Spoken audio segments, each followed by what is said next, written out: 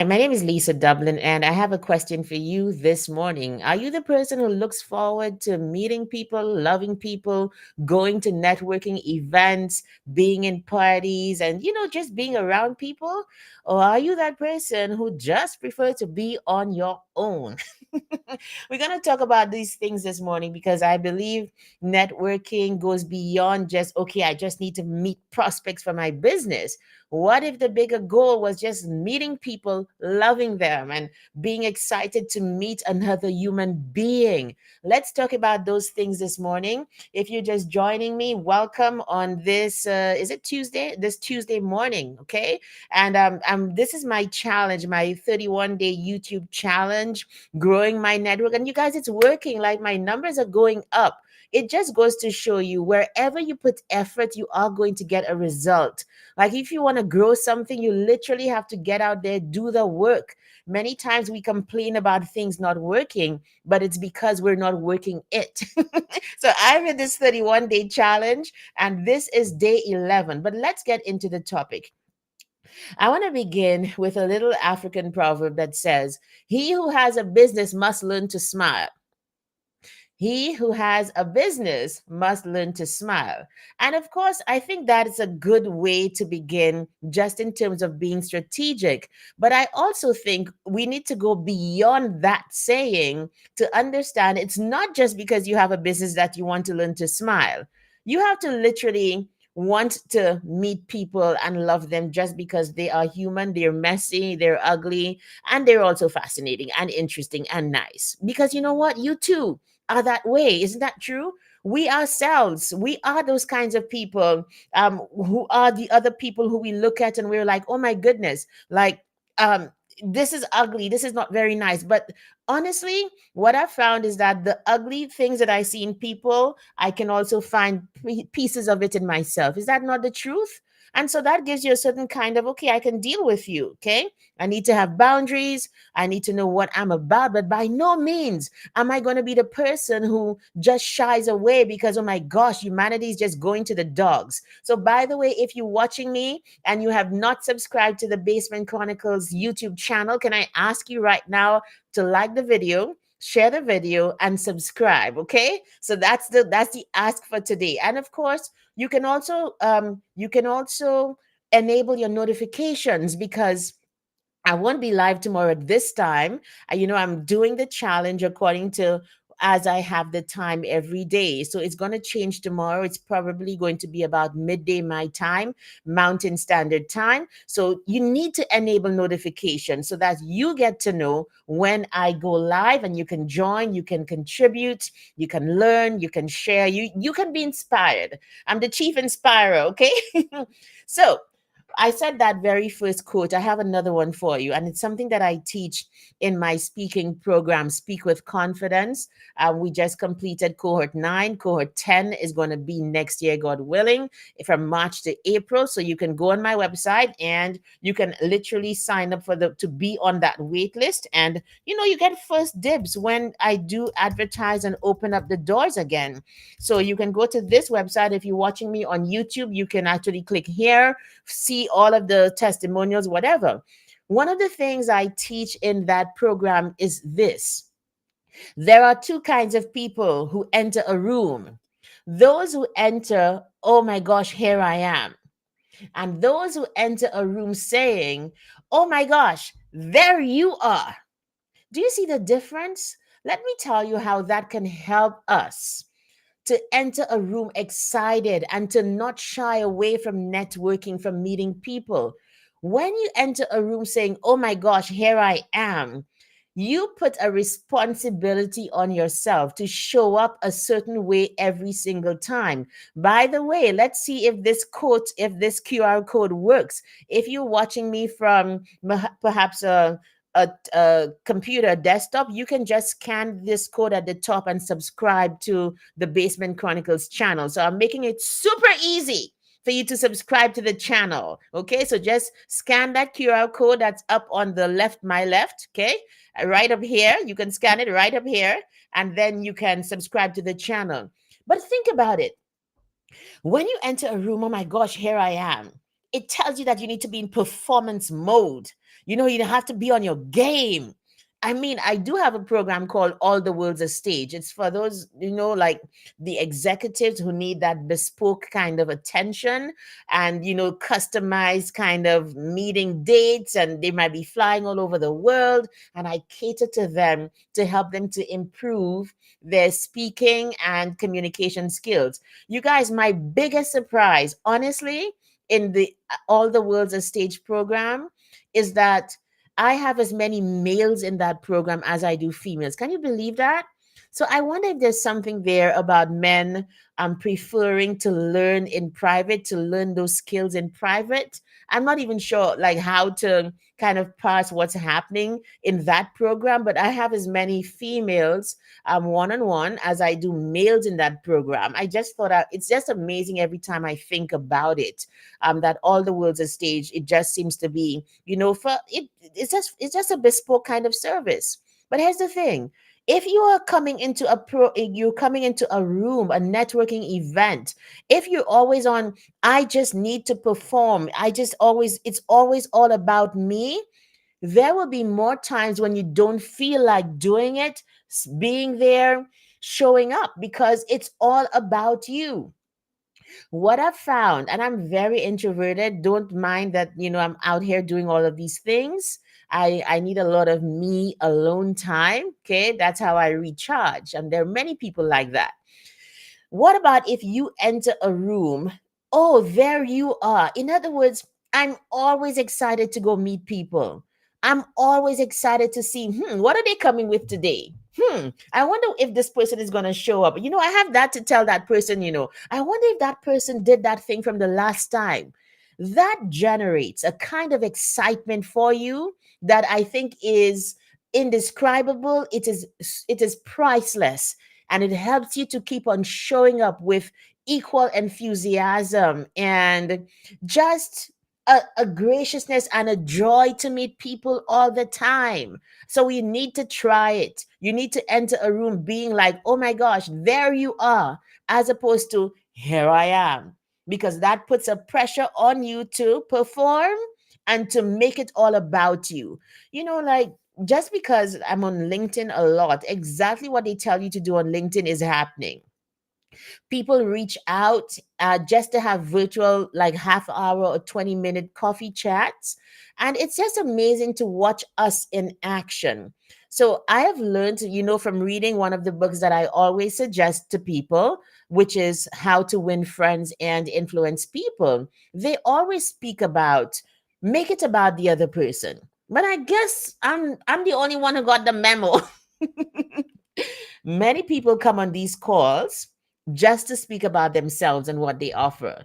They can hardly wait for you to finish your sentence before they jump in with their offer. And I always look at them like, no, oh, hell no. Oh, hell no, not today. Okay.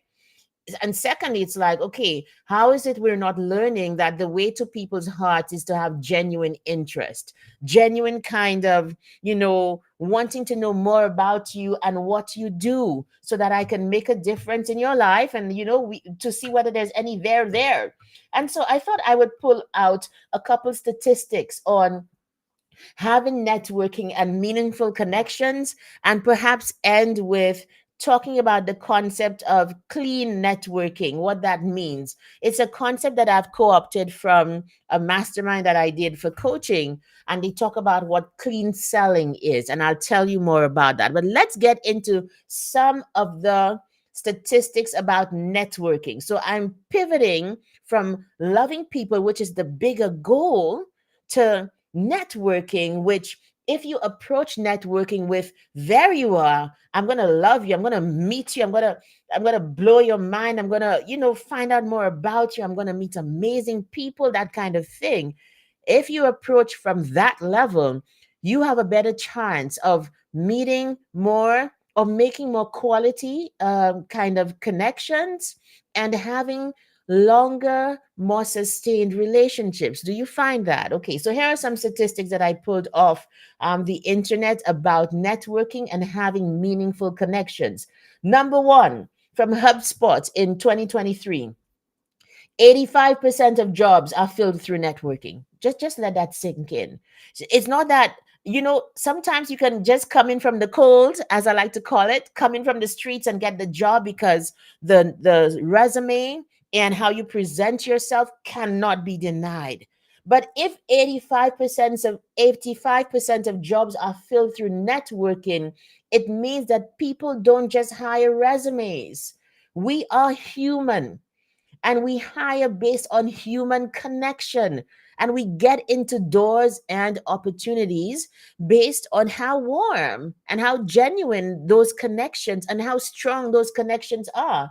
And so, sometimes your next job, your next speaking opportunity, your next retreat that you want to speak at. I'm speaking to a couple of my friends here who are out there in the business looking for their next opportunity.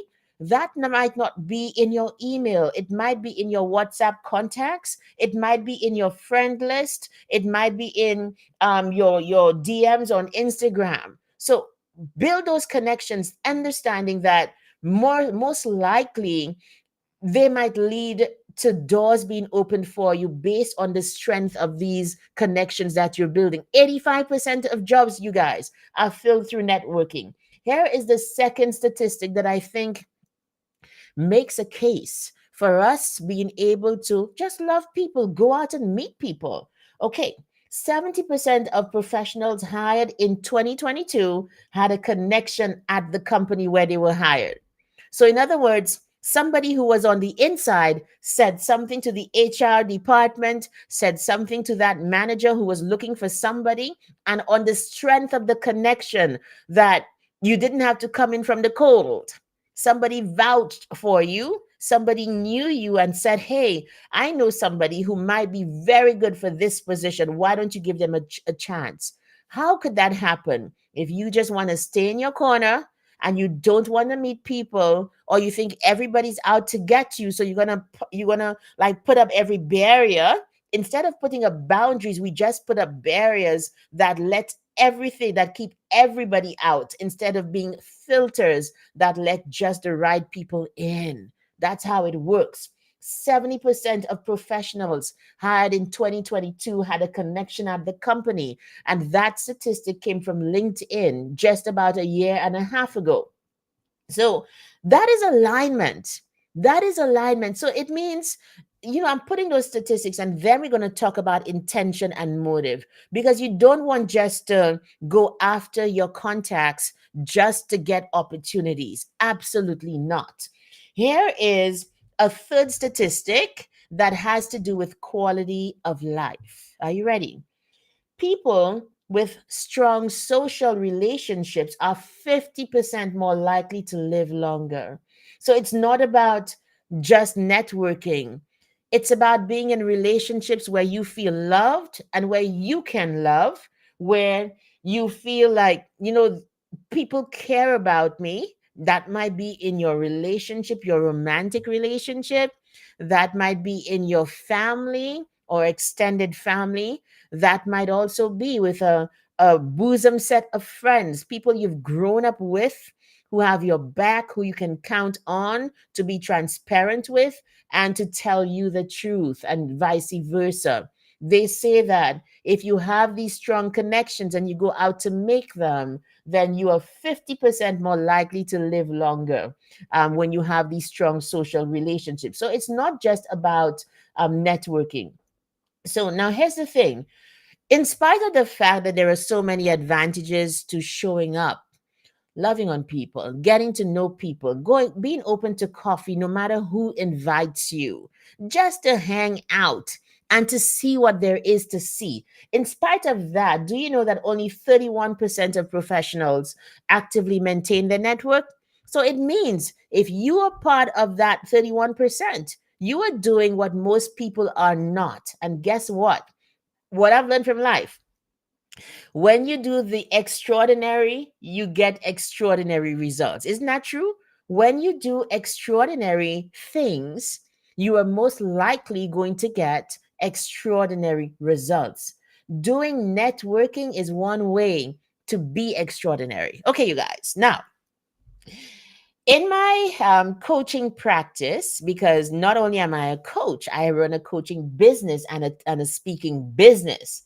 So it means I have to be very good at as a coach, and I also need to be very good at business. And so I've done masterminds that have really looked at the business of coaching. And there is a concept of clean selling that I want to now translate to the concept of clean loving, clean networking. And clean selling says, do not be attached to the outcome of you pitching to somebody. Pitch anyway and let that person make a decision. So let me give you an example. I practice it all the time, and the results I think are better because I am in the mindset of, I'm going to tell you how great my product is, okay? And leave it up to you to make a decision about that. So let me start with an analogy. If you let me see, what have I brought to the public just because I absolutely loved it. There have been a couple of things over the years that I have just told my audience about, and said, oh my gosh, you should be doing this because I did it and it's great.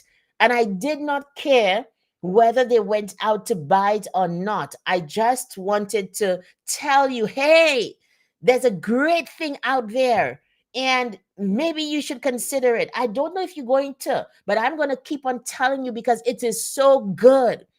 Not being attached to the outcome is making a pitch, getting on a consult. And I'm going to tell you about my Find Your Fire program and leave it up to you to make a decision because I know how it can change your life. I know that this program works. That should be the extent of, you know what? I'm going to leave it up to you. You sell on the conviction that this is a great thing that you're doing. So I am now, Find Your Fire. By the way, Find Your Fire is coming up very soon, you guys. This is my second program. This one is for those people who want to turn their voice into a career. It doesn't mean you're gonna leave the 9 to 5 right away. It means you're gonna build around it if you are not an entrepreneur as yet, or if you are an entrepreneur, this is the program for you because it will also teach you how to sell your programs, how to talk about your business in such a way that shows that you are convinced, you're convicted about it, you know that it's the right thing, and you want to be able to provide it and to present it very well. So scan this QR code, okay, and book a fire starter complimentary call and we can talk about it. And so I've been getting a lot of consults with people, and this is how I tell them about my program. First of all, I listen to them speak. And most people who get to the point where, maybe I should consider a speaking career, most people already have that gift of speaking and they're looking to leverage it in some way. And so I begin with, oh my goodness, like you're good at this. You sound like you can speak already. And let me tell you about this program. I began the pilot in January, and now my students are seeing the results. They are going out. I just had on the weekend, two of the speakers were out there doing their thing. Two of the speakers, one was doing retreats, another one was emceeing, and it tells you the diversity of this speaking ability. You don't just have to be a keynote speaker, which is what like I love to do, that I do, I think, best. You can also be the MC. You can be the retreat facilitator. You can be a coach. You can be the person who's online streaming and talking to people because that is what you're meant to do. So there are several ways in which you can leverage speaking, and I'm excited to tell you about it. So I say to them, listen, I'm going to give you my 5-step process right now. I'm going to tell you the 5 steps that you need to take to become a paid speaker. Number one, you simply just need to decide on which topic that you want to talk about. It doesn't have to be that you exactly know, but it's in the ballpark. I have been speaking for years and getting paid for years in some form of fashion. And it is only lately that I have a visceral message that I am not going back to the office, and you don't have to if you have a plan, if you have the 3Ds, if you have desire, determination, and you have design. But all this time, I have been speaking about different things about that: goal setting, having, desire, and also being self-determined. I have been getting paid speaking in that area. You can too. And so I say to them, the first step to becoming a paid speaker is to decide on what you're going to speak about. Step number two is to go out and to create as many opportunities to speak as you can. Some of them will not be paid, most will be free, but that's okay, because while you are creating those opportunities and stepping out in your gift, you are going to be doing something very valuable, which is step number three. You know what step number three is? FTP. Get footage, get testimonials, get pictures. That's what you need to do step number four, which is now to get your speaker reel, which is now to send out queries with the proof that you are that speaker and that people want to hear you. When you do that, dear prospect, then step number five is to be able to ask and to put a price on your speaking engagements. And it will be easier because by the time you pass through the program, you have the entrepreneurial mindset as well as the speaker mindset all ready to go. And I say to them, I'm so excited about this. This is going to change your life. And I mean it. Even if you don't sign up for the program, I just gave you my 5 steps. I just gave you the 5 steps. It worked for my students. It is getting them paid right now and getting exposure. And it's more feeling that they have. I am able to do this for a living. I can make an impact and make an income. But I do understand the value of the program is not just the 5 steps, but having the knowledge, the system, and accountability to make it happen. And I leave it. And I've done so many, I've done dozens of them so far. And, had like, I think 50-50 success rates. People are signing up. But as many people as sign up, there are some people who are like, oh my goodness, you mean to tell me this is how I become a paid speaker? And I'm like, yes, because I am excited about my program. I'm excited to help you. That is clean selling. And when you come to networking, it's the same thing, that you go for the higher value than just simply prospecting. The higher value, I believe, is I'm going to meet people today. I'm going to I'm going to spend some time with fellow human beings, get out of my basement, okay? I'm going to meet them. I'm going to find out what they're about. And in doing that, I create more sustainable links than if I just came, you know what, I'm going out there today and my goal for the networking is just simply I must leave with 2 sales.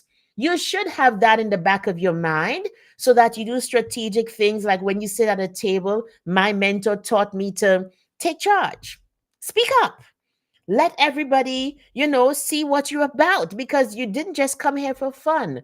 But ultimately, the clean networking, in my opinion, is understanding whether people buy from me or not. I build bridges. Whether they like me or, we hit it off, I met somebody. So many people who I've met and not thought anything came out of it months later, just because I keep on showing up and just because I keep on going anyway. Months later, they're like, hey, I've got a gig over here. Would you be available to speak? Hey, you know what? A group of us are doing this. Would you want to come along? You can never tell where these things will lead. And that's why we need to do networking well and just go for the higher value. Um, I think for the entire year, I've been thinking of transformation in my programs. Like, how do you get transformation? How do you move somebody who comes to speak with confidence to just simply be confident?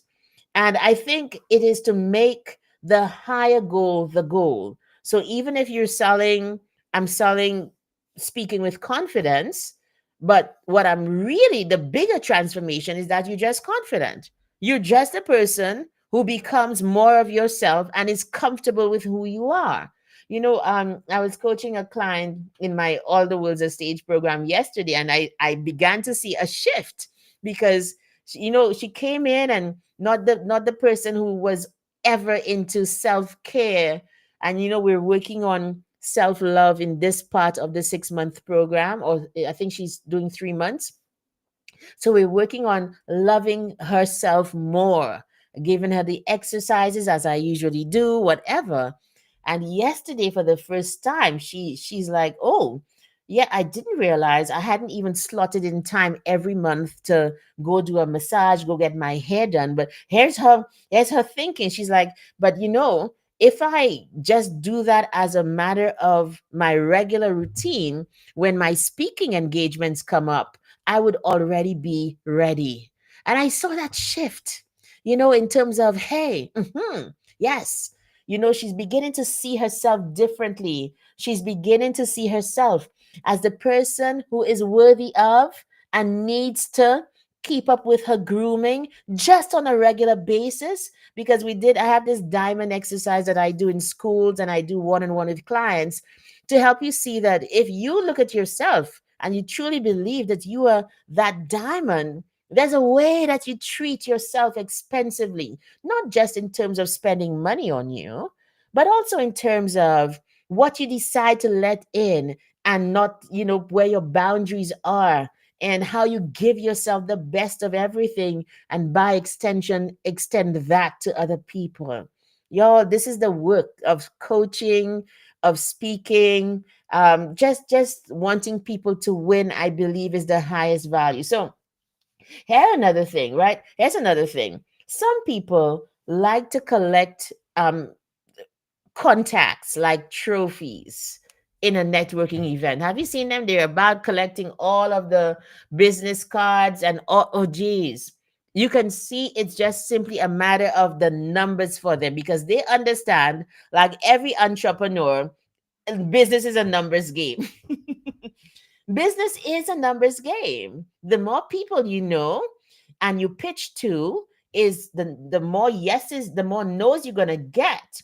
But the likelihood of you getting more yeses is also higher. So you don't, if you meet 100 people in a day, you don't need to convert all 100 of them. Okay. You might be able to convert 20% of them. But that 20%, if the ratio is 20%, and you meet 100 people, then how many people are you converting? Okay, so 20% is like what?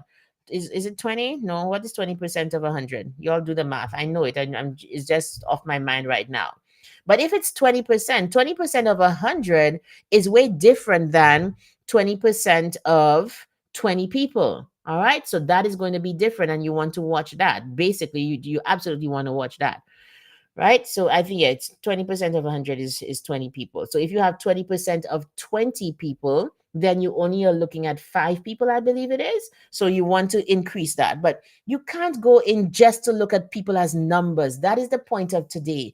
Go in wanting to love people.